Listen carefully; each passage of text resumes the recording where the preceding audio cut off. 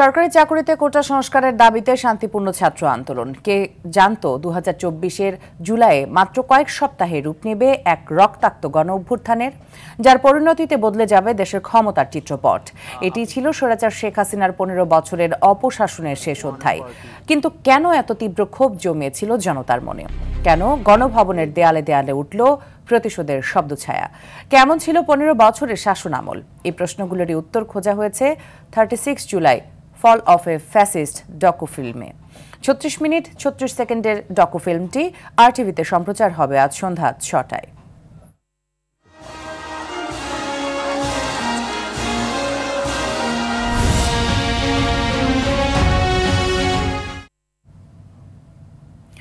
মানিক মিয়া Avenue থেকে সরাসরি যুক্ত হচ্ছেন আমাদের সহকর্মী খান আলামিন।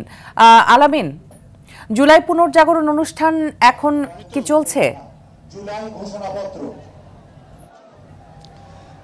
মিতু, এই মানিক মিয়া এভিনিউতে মনে হচ্ছে যেন 2024 সালের 5 আগস্টের যে বাস্তবতা, আনন্দযাত্রা, সেই আনন্দযাত্রায় এখানে এসে মিলিত হয়েছে। আজকেও সকাল 11টা থেকেই সাংস্কৃতিক অনুষ্ঠানের মধ্য দিয়ে জুলাই পুনর্জাগরণ অনুষ্ঠান মালা শুরু হয়েছে। এখন যে সময়টা চলছে, এই সময়টা হচ্ছে ঘোষণাপত্র। সেই ঘোষণাপত্র পাঠ করার সময় বিকাল 5টা সেই সময়টি নির্ধারিত করা হয়েছিল।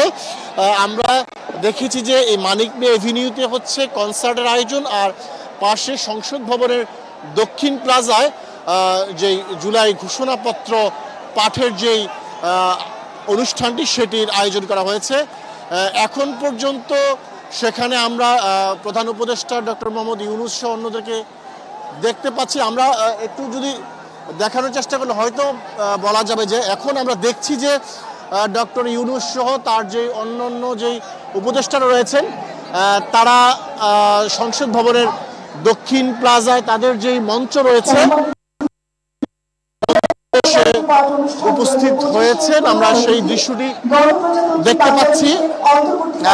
কিছুক্ষণের মধ্যেই হয়তো তিনি আনুষ্ঠানিকভাবে জুলাই ঘোষণাপত্র পাঠ করবেন। আসলে মানিক মিয়া এভিনিউতে আমাদের মানিক মিয়া এভিনিউর বাইরে আমাদেরকে যেতে দেওয়া হচ্ছে না, অর্থাৎ মূল যে অনুষ্ঠান যেখানে ঘোষণাপত্র পাঠ করা হবে সংসদ ভবনের দক্ষিণ প্লাজা, সেই জায়গাটি অনেক দূরে আমাদের কাছ থেকে। আমরা দেখানোর চেষ্টা করছি, তারপরে আপনাদেরকে ক্যামেরার লেন্সে যতটুকু দেখানো যায় আর কি। আমরা আসার মধ্যে হয়তো যেই জুলাই ঘোষণাপত্র পাঠ করার সেই অনুষ্ঠান সেটি শুরু হবে। প্রধান উপদেষ্টা সেটি পাঠ করবেন। দক্ষিণ প্লাজা আমরা দেখছি বেশ কয়েকটি চেয়ার সারিবদ্ধভাবে রাখা হয়েছে। সেখানে হয়তো প্রধান উপদেষ্টার সাথে অন্যান্য যে উপদেষ্টা মণ্ডলীর সদস্যরা রয়েছেন, সেই সদস্যরা থাকতে পারেন, অথবা রাজনৈতিক দলের নেতৃবৃন্দদেরকে হয়তো রাখা হতে পারে, সেই বিষয়টা আমরা এখনো জানি না।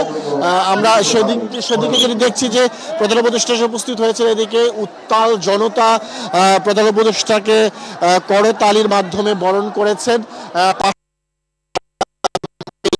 কনসার্টের যে মঞ্চ রয়েছে, সেই মঞ্চ সহ আশপাশের অনেকগুলো এলইডি স্ক্রিনে সেই অনুষ্ঠানটি দেখানোর ব্যবস্থা করা হয়েছে। কেউ যেন বঞ্চিত না হন, সেই ব্যবস্থাটি এখানে করা হয়েছে। একটি বিষয় যেটি বলা হচ্ছে যে অনুষ্ঠানের নাম হচ্ছে জুলাই পুনর্জাগরণ অনুষ্ঠান, অর্থাৎ 24 জুলাইয়ে যে গণ আন্দোলনের মাধ্যমে ফ্যাসিস্ট শেখ হাসিনাকে বিতাড়িত করা হয়েছিল, সেই সময়কার স্মৃতিগুলোকে ফিরিয়ে মানুষের মাঝে তুলে ধরা, এই বিষয়গুলো হচ্ছে এই অনুষ্ঠানের মূল উদ্দেশ্য। এবং সেই জন্যই কিন্তু নানান ধরনের অনুষ্ঠান দিয়ে প্রোগ্রামটি সাজানো হয়েছে। আমরা হয়তো কিছুক্ষণের মধ্যে জুলাই ঘোষণাপত্রের যে ঘোষণাপত্র যে পাঠ মূল অনুষ্ঠান সেটি শুরু হয়ে যাবে। আমরা হয়তো কিছুক্ষণের মধ্যে সরাসরি আপনাদেরকে সেটা।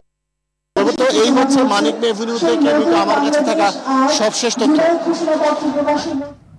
আলামিন, আমরা প্রয়োজনে আবার আপনার সাথে যুক্ত হব। ধন্যবাদ আপনাকে।